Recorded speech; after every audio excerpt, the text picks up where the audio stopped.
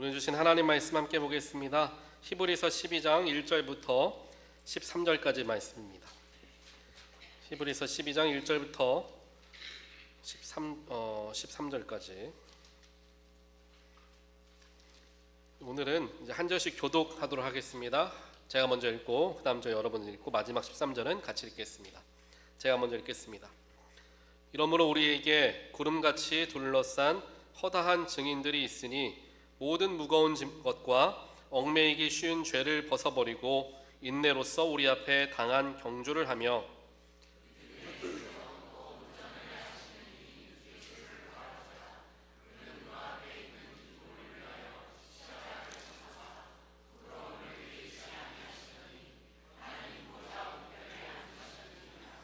너희가 피곤하여 낙심하지 않기 위하여 죄인들이 이같이 자기에게 거역한 일을 참으신 일을 생각하라.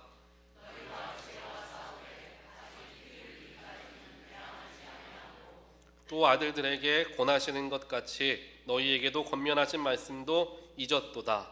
일러스되 내 아들아 주의 징계하심을 경히 여기지 말며 그에게 꾸지람을 받을 때에 낙심하지 말라.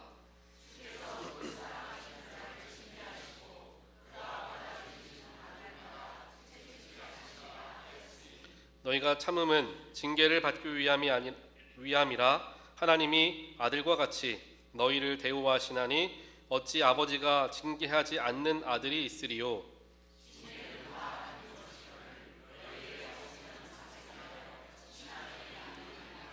또 우리 육신의 아버지가 우리를 징계하여도 공경하였거든 하물며 모든 영의 아버지께 더욱 복종하며 살려 하지 않겠느냐.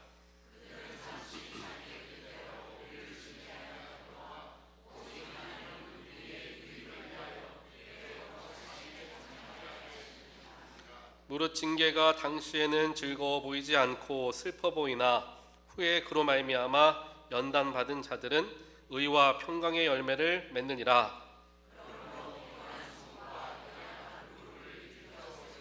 같이 읽겠습니다. 너희 발을 위하여 곧은 길을 만들어 저는 다리로 하여금 어그러지지 않고 고침을 받게 하라. 아멘. 잠깐 기도하겠습니다. 사랑의 하나님 감사합니다. 오늘도 거룩한 주님의 보좌 앞으로 저희들을 인도하여 주시고 주님의 십자가 앞에 엎드려 말씀을 대하게 하시니 하나님 감사합니다. 말씀을 들을 때에 선포되어진 하나님의 능력의 말씀이 하나도 땅에 떨어지지 않게 하시고 내 마음밭에 온전하게 심겨지게 하여 주시어 삶에서 열매 맺는 축복을 우리 모두가 경험하여서 살아계시고 역사하시는 나의 하나님을 고백하는 온 성도들 되게 하여 주시옵소서. 성령으로 우리의 마음밭이 옥토가 되게 하여 주시고 하나님의 능력을, 하나님의 은혜를, 하나님의 인도하심과 계획하심을 경험하는 놀랍고 기쁜 예배의 자리가 될 수 있도록 하나님께서 이 자리에 모인 하나님 백성들 한 명 한 명 안수하사 함께하여 주시옵소서. 이 모든 말씀 살아계시고 역사하시는 예수 그리스도 이름으로 간절히 기도합니다. 아멘. 오늘 우리는 히브리서 12장 말씀을 통하여서 사순절 5번째 주일 십자가로 가는 길 우리 앞에 놓인 경주라는 제목을 가지고 하나님 말씀을 나누기를 원합니다. 우리 모두는 하나님께 부르심 받은 하나님의 백성들입니다. 또 이 땅에서 하나님이 세상 사람들과 같이 살아가게 하지 않으시고 우리 모두를 구별하셔서 하나님의 자녀 삼아 주셨고 새로운 인생을 살게 하여 주셨습니다. 그래서 우리는 예수님을 만난 그 순간부터 새로운 인생으로서 새로운 경주길에 오른 선수들이다, 믿음의 선수들이다 라고 생각을 하면 되겠습니다. 그런데 이 주님을 향하여 또 마지막 결승선을 향하여 나아가는 그 경주의 길이 쉽기만 할 수는 없겠죠.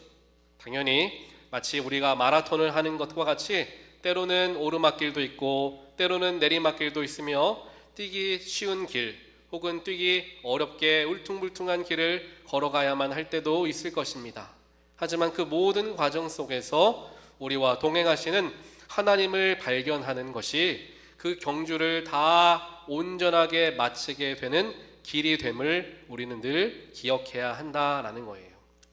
그래서 오늘 사도 바울은 히브리서 12장 말씀을 통하여서 경주 가운데 있는 우리가 그 경주를 어떻게 완전하게 온전하게 마무리할 수 있을까에 대한 답들을 우리에게 가르쳐주고 있습니다. 오늘 말씀은 히브리서 12장이지만 그 이전에 나온 히브리서 11장을 보면 우리가 여러 믿음의 선진들에 대한 이야기들이 쓰여져 있는 것을 보게 됩니다. 여러 믿음의 선진들이 하나님을 평생을 다하여 신실하게 흔들리지 않고 믿었더니 그들의 인생의 끝에서 하나님께 들리움을 받거나 하나님의 놀라운 은혜 가운데 거하게 되는 결승점, 즉 마지막 때를 은혜로서 축복으로서 누리게 되었다라는 이야기를 한 명 한 명 이름을 거론하면서 사도 바울은 이야기를 합니다.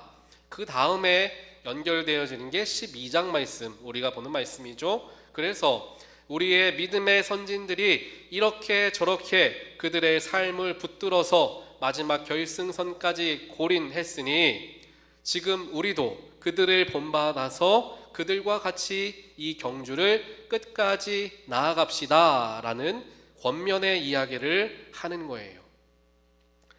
그러면서 우리가 같이 보았던 12장 1절 말씀을 보면은 그들을 두고, 즉 믿음의 선진들을 두고 뭐라고 표현하느냐? 우리에게 구름같이 둘러싼 허다한 증인이 있다. 허다한 증인들로서 그 믿음의 선진들을 표현하고 있습니다. 증인이라는 것은 무엇을 의미합니까? 어떤 사건의 현장에 가 있었던 사람, 어떤 것을 특별하게 경험해 보셨던 분들, 그런 사람들이 증인이죠.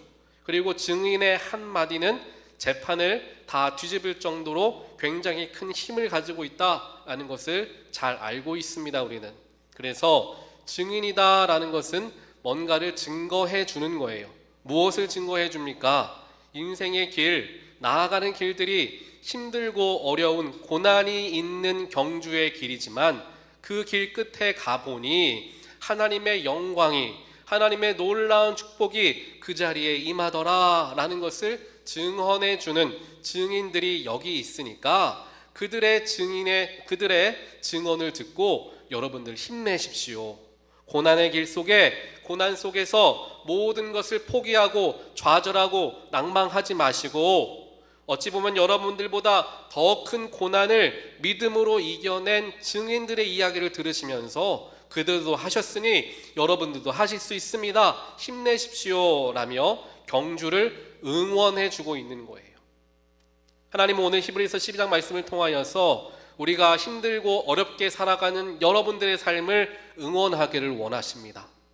여러분의 삶에서 만나는, 곳곳에서 만나는 실망스러운 일들, 눈물 나는 일들, 남들에게 말할 수 없는 고통들이 수없이 많겠지만 그 모든 고통과 모든 어려움 속에서 저와 여러분을 하나님은 사생아 같이 내버려 두지 않으시고 친아들, 친딸로 삼으시며 우리의 모든 고통 속에서 우리의 손을 붙들어 주시고 그것을 넉넉히 이겨낼 수 있는 힘을 허락하여 주시는 분이심을 우리 모두가 일상에서 경험해야 될 줄 믿습니다. 그래야 그분이 나의 하나님이다, 그분이 나를 도우시는 분이다, 그분이 지금 살아있는 분이다, 내가 증언할 거 아니에요. 믿음의 선진들만이 허다한 증인의 무리가 되는 것이 아니라 하나님, 나도 주님 만나고 나도 주님 경험해서 나도 그 증인 되게 해주십시오 라는 믿음의 모습을 우리가 가져야 하는 거예요. 그러려면 어떻게 해야 됩니까? 하나님을 만나야 하죠. 우리는 언제 하나님 만납니까? 힘들고 어려운 고난의 길에서 우리는 분명하게 하나님을 발견하고 만나게 되는 거예요. 그러면서 12장 1절에서 이렇게 이야기합니다. 모든 무거운 것과 얽매이기 쉬운 죄를 벗어버리고 인내로서 우리 앞에 있는 경주를 최선을 다하여 감당해야 한다라는 이야기를 하는 거예요. 즉 경주를 하되 그 경주의 과정 속에서 무거운 짐을 벗어버리고, 여러분 무거운 마음, 무거운 생각, 무거운 짐이 왜 찾아옵니까? 앞이 불확실할 때, 이 일이 어떻게 될지 알지 못할 때 우리는 두려움을 먼저 갖게 됩니다. 그 두려움 때문에 내 두 다리가 무거워지는 거죠. 모든 사람이 그럴 거예요. 경기를 할 때 마지막 결승선이 어디에 있다라는 것을 안다면 얼마만 더 가면 되겠구나 라는 생각에 끝까지 힘을 내서 갈 수 있습니다. 하지만 그 끝이 어딘지 알지 못한다면 무서워지는 거예요. 이 길이 끝나기는 할까? 내가 지금 얼마나 왔는지 알 수 없기 때문에 무서워지고, 그 두려움 때문에 우리의 두 다리가 무거워진다라는 겁니다. 그렇기에 수많은 사람들의 믿음의 증언들을 들으며 결승선이 반드시 있고, 그 결승선까지 하나님 아버지가 우리를 인도해 주실 거라 약속하셨으니 나는 그 길로 꾸준히 신실하게 나아가면 된다라는 마음으로 두려움을 떨쳐버리고 무거운 짐을 벗어버리라, 그 이야기를 하는 거예요. 이와 같이 사도 바울은 히브리서 12장을 통하여서 우리가 살아가고 있는 인생의 경주에 대해서 이야기하며 그 경주를 잘 완주할 수 있는 방법과 우리의 마음가짐 이야기를 합니다. 첫 번째로 설교 노트죠. 그 경주를 완주하는 데에 있어서 가장 중요한 겁니다. 그것은 바로 예수만 바라보는 겁니다. 예수만 바라본다. 다른 것 보지 않고 예수만 바라본다라는 거예요. 제가 예전에 군대에 가 있을 때 군대 훈련이 여러 가지가 있는데요. 가장 어려웠던 훈련이 뭐였냐면은 이제 행군하는 거였어요. 저는 보병이었는데 보병 중에 특별하게 81mm 박격포라는 부대가 있습니다. 그 부대원이었어요.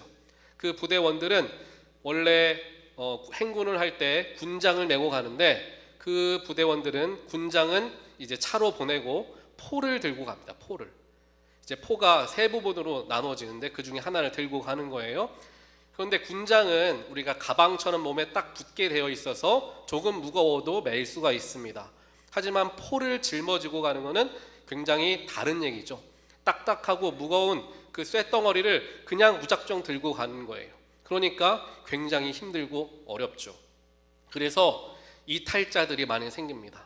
또 행군을 하다 보면은 주로 밤에 행군하잖아요. 밤에는 어떻습니까? 당연히 잠이 오죠. 그래서 여러분들 경험해 보신 분들 있을지 모르겠지만 걷다가 잠이 드는 경우가 있어요.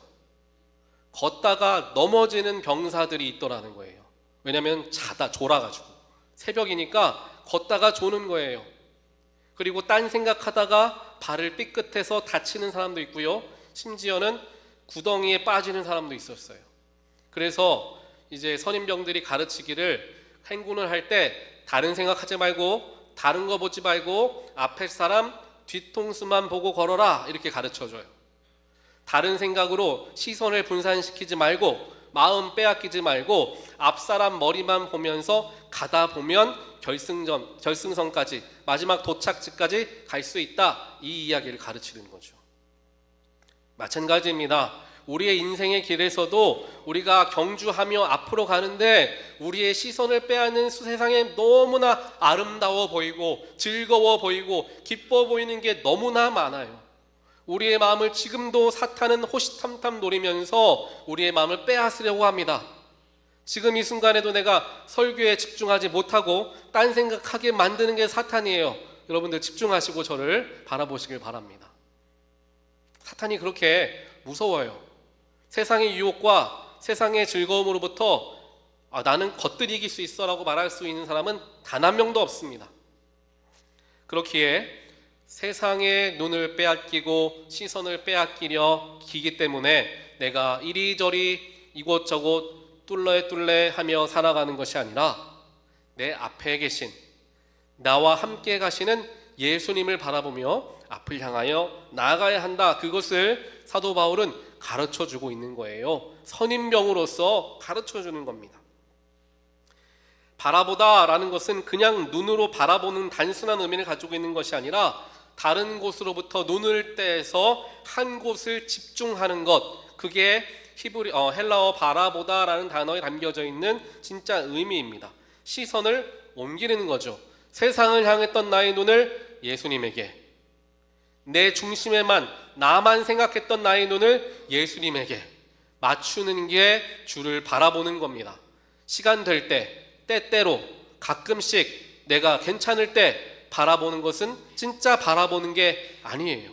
오히려 힘들 때에, 바쁠 때에, 내 마음이 빼앗길 것 같을 때에 오히려 바라보아야 하는 게 예수님이라는 거죠.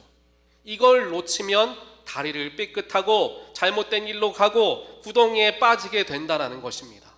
주님은 그게 너무나 안타까우셔서 가르쳐 주는 거예요. 사랑하는 내 자녀들아, 나만 바라봐라. 내가 모든 길 먼저 가니 나만 보고 따라와라. 내가 걸은 그 발걸음만 따라서 밟고 와라. 그것 가르쳐 주시는 겁니다.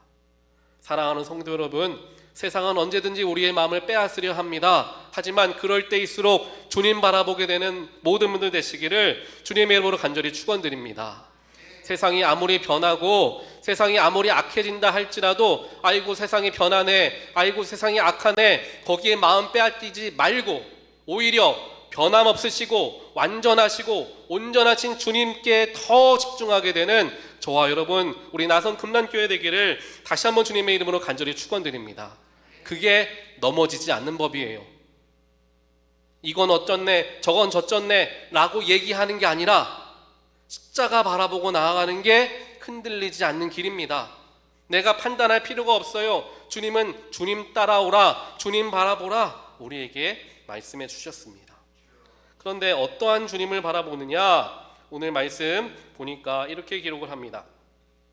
믿음의 주요 온전하게 하시는 이다 라고 이야기합니다. 믿음의 주요 온전하게 하시는 이다, 2절에서 이야기를 하죠.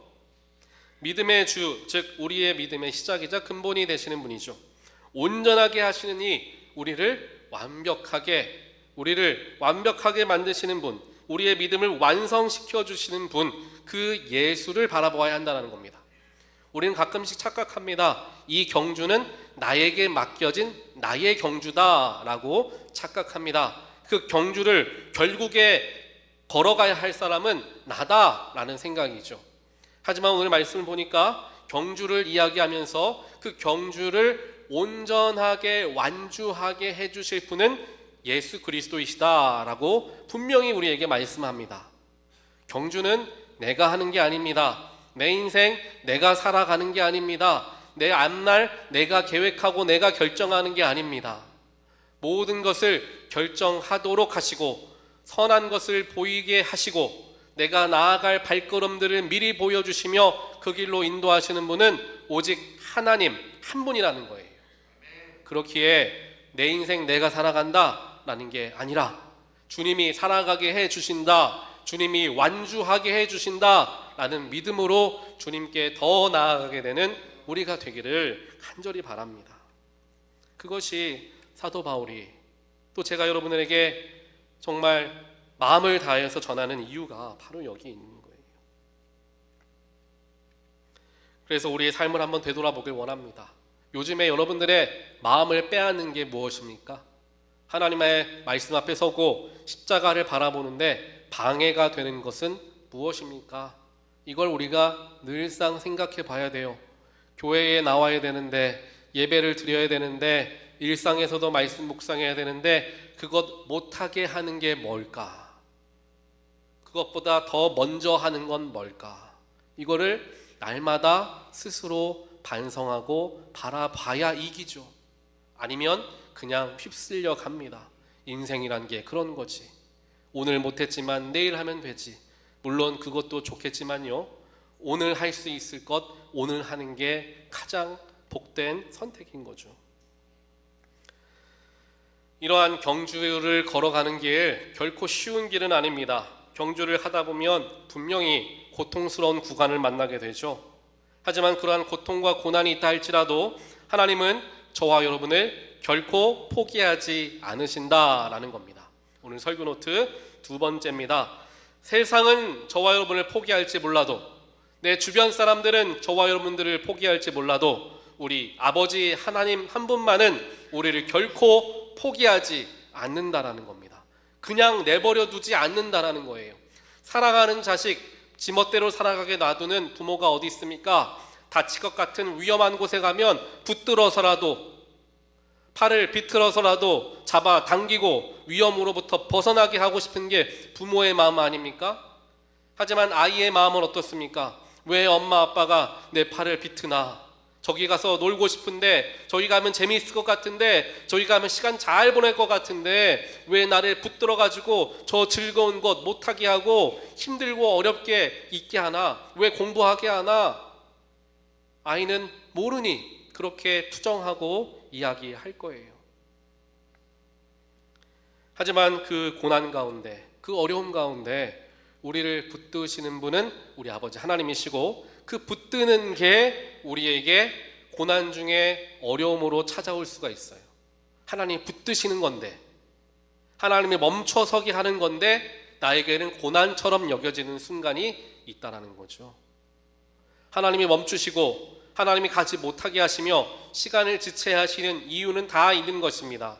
어떤 이유입니까? 많은 경우 우리를 훈련하기 위함이다 라는 거죠.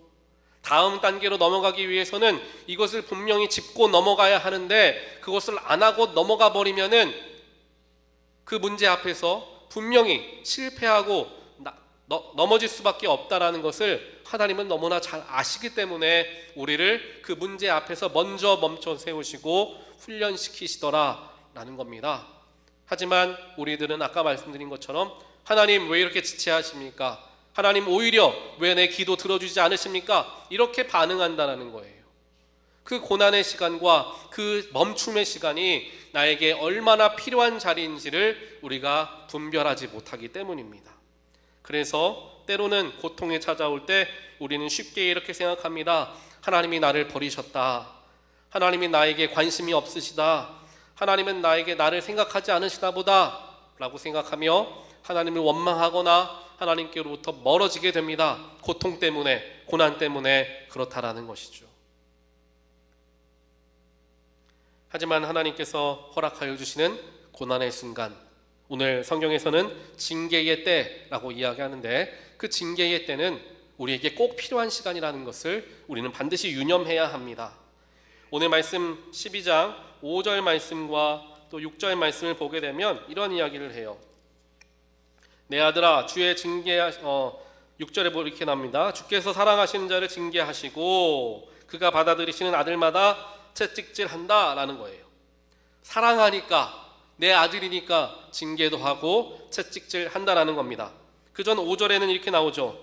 내 아들아 주의 징계하심을 경히 여기지 말고 그에게 꾸지람 받을 때에 낙심하지 말라, 이 말씀을 하십니다. 이것은 사실 잠언 3장에 나와 있는 말씀을 인용한 말씀입니다. 그래서 우리에게 고난의 때, 징계의 때가 찾아왔을 때에 하나님의 말씀, 하나님을 원망하거나 또 스스로 낙심하지 말고, 또 하나는 하나님께서 그러한 시간을 주셨을 때 그것을 가볍게 여기지 말라, 이렇게 얘기합니다. 징계를 우리가 가볍게 넘길 때가 있어요. 그래요, 알았어요, 고칠게요 하고 넘어갈 때가 있다라는 거죠. 자녀들도 마찬가지입니다. 어렸을 때는 저희 아이들이 엄마 아빠가 이렇게 저렇게 하라 하면은 네 하고 잘했어요. 근데 요즘 들어서 어떻게 하냐면은 처음에는 네 하다가 또 한 번 얘기하면 네 이래요. 네가 아니라 네 이래요. 그러면은 안 혼날 거 더 혼나게 되죠. 그걸 또 요즘엔 둘째가 배워가지고 네 이러다가 또 엄마나 아빠 또 혼나죠. 그게 똑같은 우리라는 거예요. 하나님이 고난을 주신다고 생각하니까, 하나님 징계를 주신다고 생각하니까 그걸 통해서 내가 어떻게 성장하고 발전하게 될 것을 바라보지 못하고, 왜 하지 못하게 하는가, 왜 나를 멈춰 세우는가 라고 하면서 하나님한테도 네 알았어요, 그만 얘기하세요 라고 하는 게 우리 다들 웃었지만 우리가 지금 하고 있는 거예요. 그렇기에 하나님께서 허락하여 주시는 징계와 고난과 역경의 순간 속에서 그 진정한 의미를 발견할 수 있어야 한다라는 것입니다. 제가 예전에 뉴욕에 있을 때, 미국에 온 지 한 2년쯤 됐을 때입니다. 그때 교회를 다니는데 목사님께서 저를 좀 스파르타식으로 많이 저를 이렇게 훈련시키셨어요. 군인 출신이셨기 때문에 좀 엄하게 훈련을 시키셨어요.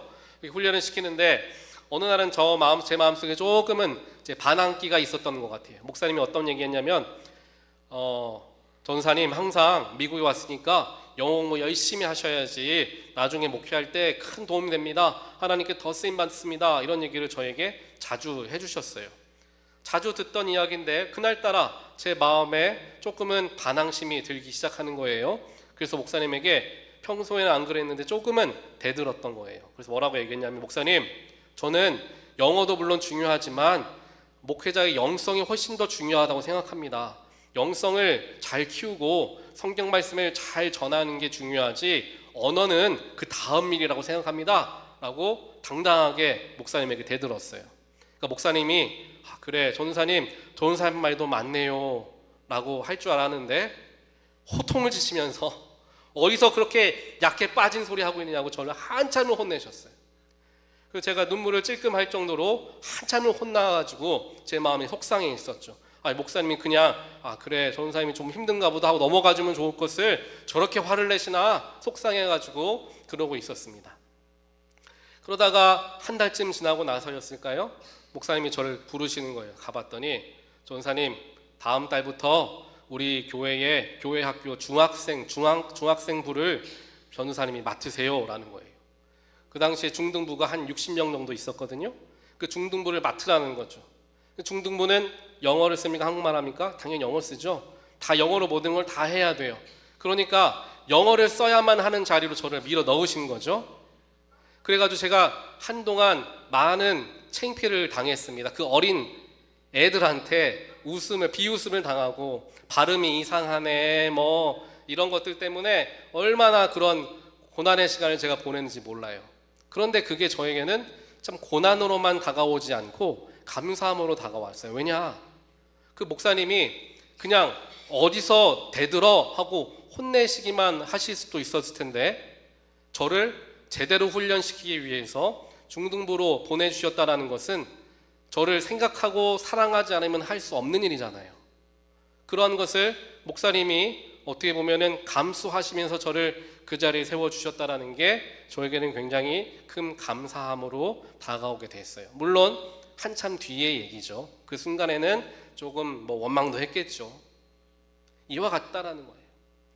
우리에게 나타나는 고난, 우리가 듣고 싶지 않은 이야기들 하나님께서 우리에게 말씀하시고 맡기시고 하라고 하실 수 있어요. 하나님 지난번에도 양보했는데 이번에도 양보해야 돼요? 하나님 지난번에 제가 열심히 기도했는데 또 기도 열심히 하라고요? 언제까지 그렇게 해야 됩니까? 왜 나한테만 그러세요? 라고 하나님께 얘기하고 질문할 때가 있다는 겁니다.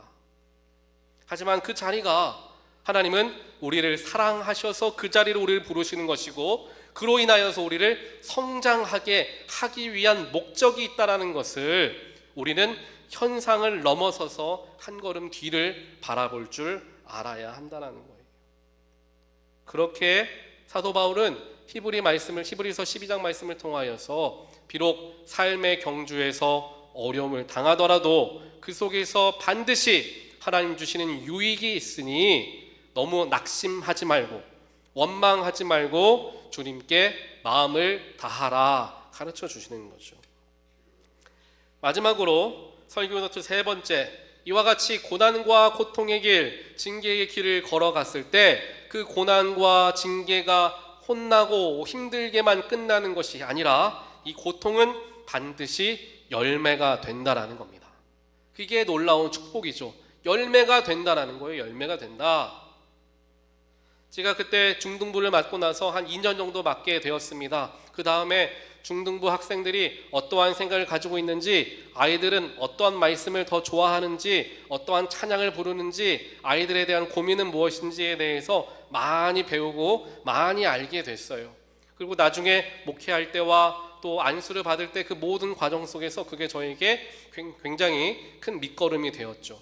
그 당시에는 힘들고 어려운 고통의 길이었지만 그게 저에게 열매로 찾아오게 되었던 것을 경험한 거예요. 히브리서 기자 즉 사도 바울도 12장 11절에서 이렇게 이야기를 합니다. 무릇 징계가 당시에는 즐거워 보이지 않고 슬퍼 보이나 라고 얘기해요. 뭔 얘기입니까? 여러분, 고난당하는 일, 고통스러운 길 걸어가는 것 정말 슬픈 일이죠. 어떻게 그때 웃겠어요. 참 힘든 일이죠. 이해합니다. 이 말 하는 거예요. 당시에는 즐겁지 않고 슬퍼 보이는 게 당연합니다. 그 얘기하는 거예요. 그러니 힘들 때는 조금 쉬셔도 돼요. 힘들 때는 조금 눈물 흘리셔도 됩니다. 눈물 숨기지 말고 감정 참지 말고 우셔도 돼요.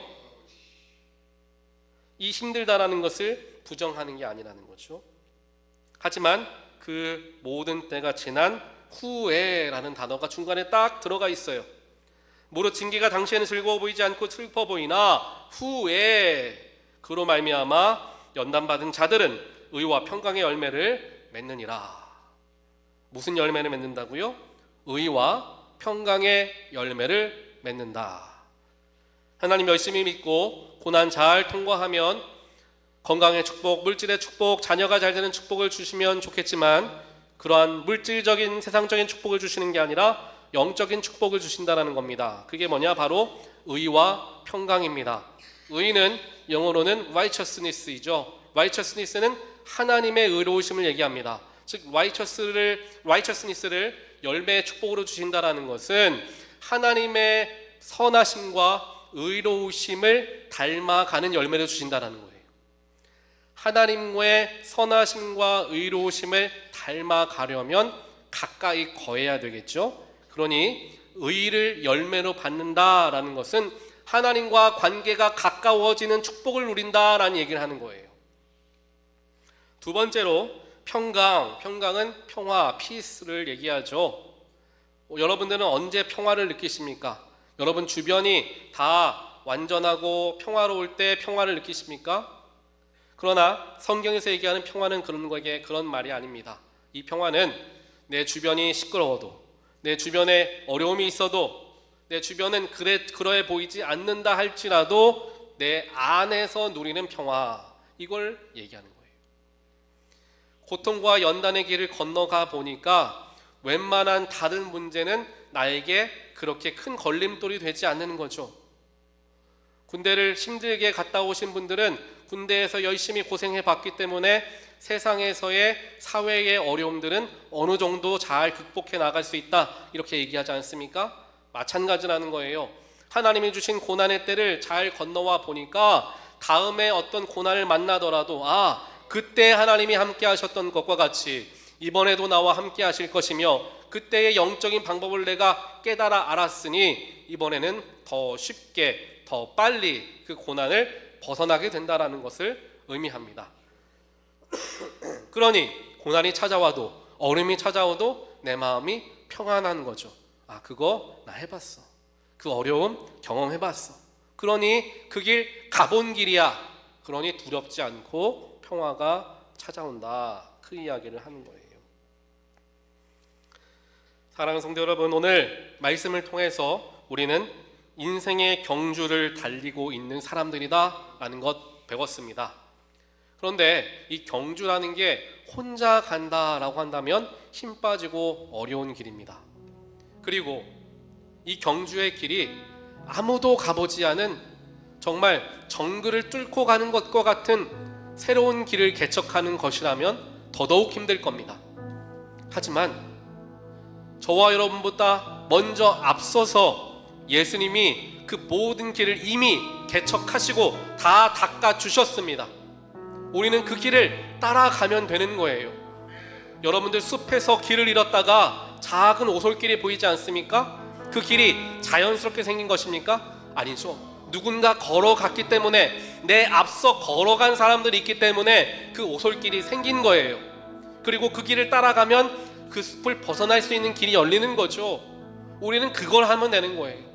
우리보다 먼저 앞서서 그 모든 힘든 길을 다 개척해 주신 예수님을 따라가는 것, 그 길을 따라가는 게 우리가 해야 하는 일이다라는 것입니다.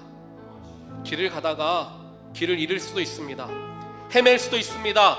길을 잘못 들 수도 있습니다. 그때에 우리는 누굴 바라보아야 합니까? 예수 그리스도를 바라보아야 하는 거예요. 그때에 그분이 가신 그 길을 되찾아 되돌아 나아갈 수 있게 되는 것이고, 그로 말미암아 그 고난의 숲을 벗어나게 되어 내 인생의 경주를 완주할 수 있게 된다라는 겁니다.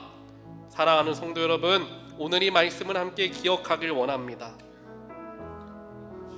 이 어려운 경주의 과정 속에서 예수만 바라보는 것, 두 번째로 이 고난 속에서도 하나님은 저와 여러분을 결코 포기하지 않으시는 분이라는 것, 마지막으로 이 모든 고통은 고통으로 끝나는 것이 아니라 열매로서 우리에게 보상으로 찾아온다라는 소망함을 가지고 이 삶의 경주, 때때로 힘들고 지치고 어렵다 할지라도 여러분 소망을 잃지 마시고 낙심하지 마시고 주님과 함께 끝까지 완주하게 되는 저와 여러분 되시기를 주님의 이름으로 간절히 축원드립니다.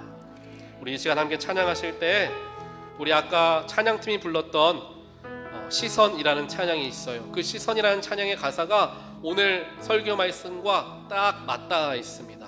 우리 가사를 한번 기억하시면서 생각하시면서 우리 마음을 다해 한번 찬양해 보는 시간 갖도록 하겠습니다.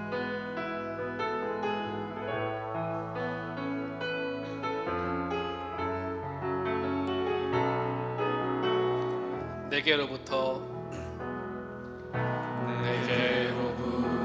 눈을 들어 주를 보기 시작할 때 주의 일을 보겠네.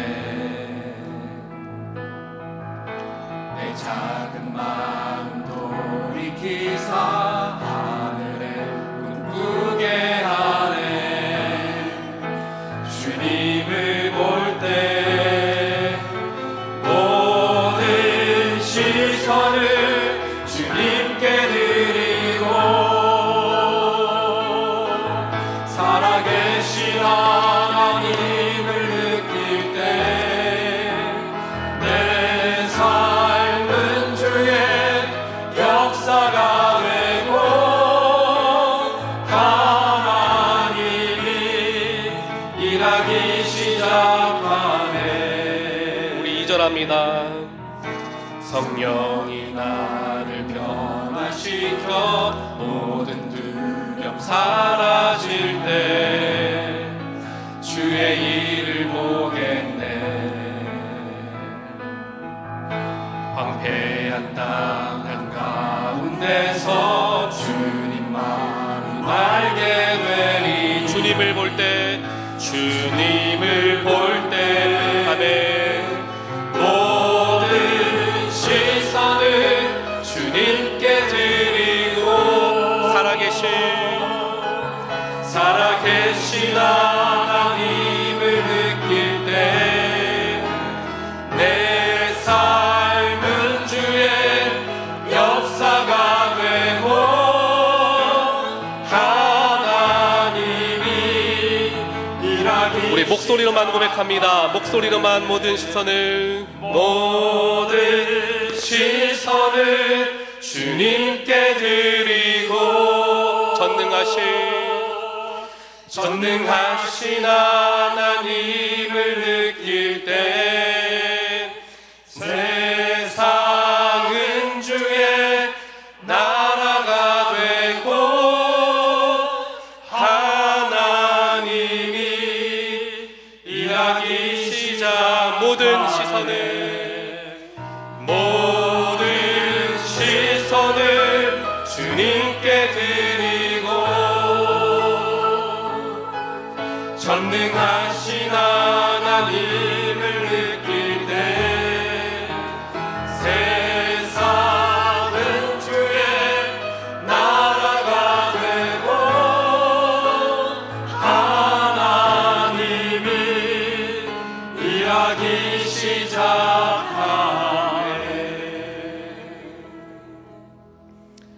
하나님 감사합니다. 인생의 고된 경주길에서 언제 끝이 올까 답답함과 두려움에 길을 잃거나 세상의 유혹에 마음을 빼앗겨서 경주의 길에서 이탈한 채 삶을 헤매고 있는 우리를 찾아와 주셔서 옳은 길로 이끌어 주시고 고난을 통하여 이길 힘을 공급하여 주시고 혼자 가게 하지 않으시고 나의 손을 붙드시며 함께 걸어가게 하여 주시니 주여 감사합니다. 힘들고 어려운 삶의 경주길에서 주님께 시선을 고정하는 우리가 되게 하여 주시옵소서. 세상이 아무리 내 마음을 빼앗으려 할지라도 내 마음을 굳건하게 하여 빼앗기지 않는 신실함으로 끝까지 주어진 경주를 완주하는 우리 모든 믿음의 식구들 될 수 있도록 하나님께서 이 자리에 모이신 하나님의 백성들 한 사람 한 사람 축복하사 함께하여 주시옵소서. 예수 그리스도 이름으로 간절히 기도합니다. 아멘. 우리 다 함께 자리에서 일어나셔서 하나님께 봉헌하는 시간 갖겠습니다. 나의 봉헌드리니 주여 받아주셔서 하늘나라를 위하여 주 뜻대로 쓰소서.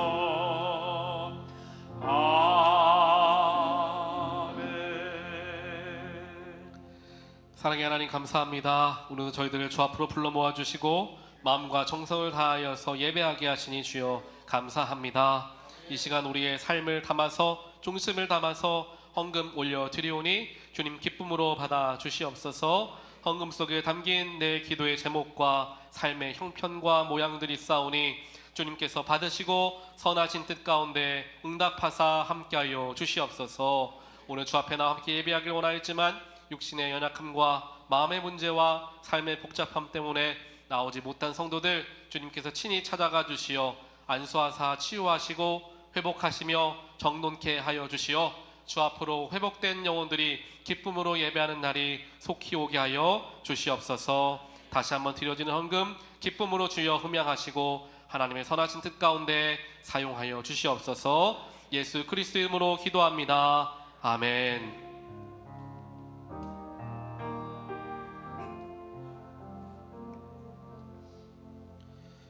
이제는 우리보다 먼저 이 경주를 완주하시고 십자가와 부활로 결승선에서 우리를 기다리고 계시는 예수 그리스도의 한량없는 은혜와 연단받은 자들에게 반드시 의와 평강의 열매를 주시겠다 약속하여 주시며 붙들어 주시는 하나님 아버지의 신실하신 사랑하심과 피곤한 손과 연약한 무릎을 일으켜 세우시며 오늘도 우리와 함께 달려주시는 성령 하나님의 감화 감동 교통하심이 오늘 예배를 통하여 맡겨진 경주를 포기하지 않고 끝까지 예수를 바라보며 한 걸음 한 걸음 걸어가기로 결단하고 돌아가는 하나님의 귀한 백성들 머리 위에 그들의 가정과 그들의 자녀와 그들의 일터와 그들의 삶의 자리 위에 지금부터 영원까지 함께 하시기를 간절히 축원하옵나이다.